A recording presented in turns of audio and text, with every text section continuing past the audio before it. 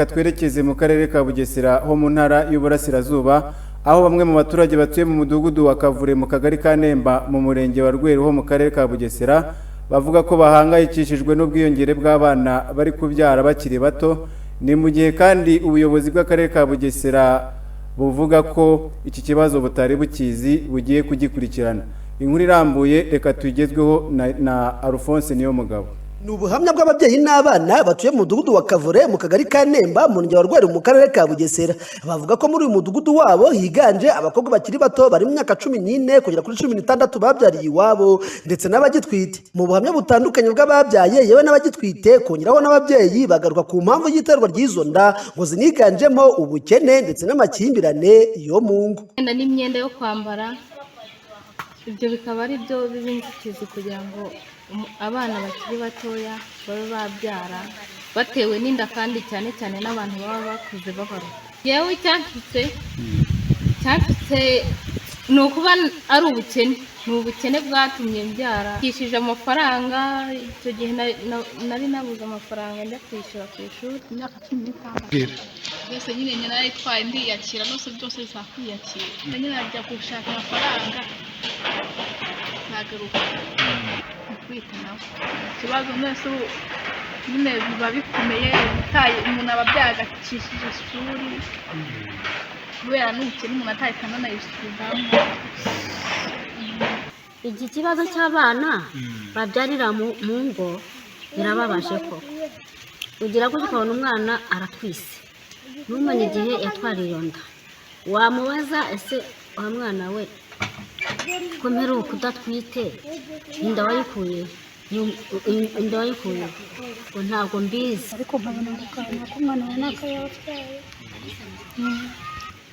n'umwana kuzana iyo nda utazi ukakira ugaheka ugahemba nasi utazi uwari uko wamaga niko wahaga n'abandi ibyiza byimenyere naragiye na telefone bakazikuraho ubwo iwabo bagasigara nyine bari kubwahagirana nuko bagasigara bahangayikiye umwuzukuru batazamenye bazamujyana.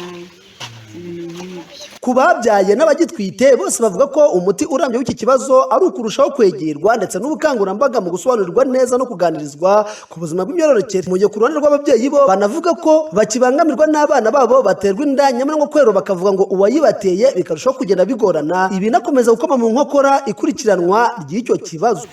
Uyu mudugudu urimo ubukene bukabije wenda nka 99% wenda 9 nibyo ribari risa ryifashije abandi bo rwose turyara rimwe ku munsi na rimwe ku munsi nabyo bikabura ubwo nyine nk'abana kenshi bakanagwingira bitewe n'izo mpamvu. Abatwite barahari abonzi babyaye bari munsi y'imyaka 18 ni nk'ababiri abandi barayirenga kamushukisha nk'ako kenda kubera ko mba ndi umukene nari bukamwe akamushukisha twishe abana ntabwo babura ubuntu bashuka. Berutse kubyara ejo bundi yabuze epfo na ruguru abura umuntu umufasha na nyina ashakisha amafaranga amugeza kwa muganga arayabura. Ni ikibazo gikomeye. Mu kiganiro n'itangazamakuru cyabaye kuwa 27 Ukuboza 2024 umuyobozi w'akarere ka Bugesera Richard Mutabazi yavuze ko icyo kibazo atarakizi gusa aniyemeza kugikurikirana. Abana bivuga ko batwite navuga ko ntabwo tufite iyo mibare yo kuvuga ngo ni benshi na bushakashatsi bwakozwe ariko tuvuge ko yaba ari numwe turayibara mu buzima bw'umuntu nibyo kurwanwa. Ubu rero ni ugukora ubukangurambaga kugira ngo ababyeyi dusubire ku nshingano zacu kuko iyo dukurikiranye dusanga harimo n'uburangare bw'ababyeyi nk'umunyamakuru cyangwa n'ubuyobozi bugenda bukabibona ariko utumvise gutaka kw'ababyeyi ubwabo bikaba ari ikibazo aho umubyeyi ataka ko bamwibye ihene cyangwa inka ariko ntatake ko umwana we yahohotewe. Turacyasaba ubukangurambaga n'ubufatanye n'ababyeyi aho bigaragaye rero ni ubutabera bugomba gukora hanyuma tukita no kuri ba bana kugira ngo babashe guherekezwa mu buzima bwabo. kuba humvikana ababyara bakiri bato si umwihariko w'aha Ikavure mu murenge wa Rweru gusa muri aka karere ka Bugesera ndetse n'ahandi, kuko hadasiba kumvikana amakuru y'abagikomeje kubyara bakiri bato ndetse n'abishora mu burayi. Ni ikibazo gikomeje gufata indi ntera, hakanumvikana kandi amazina agahise yitwa abo bana bakiri bato bakora umwuga w'uburaya utanemeye mu Rwanda, hakanengera ukwisanga babyaye bakiri bato.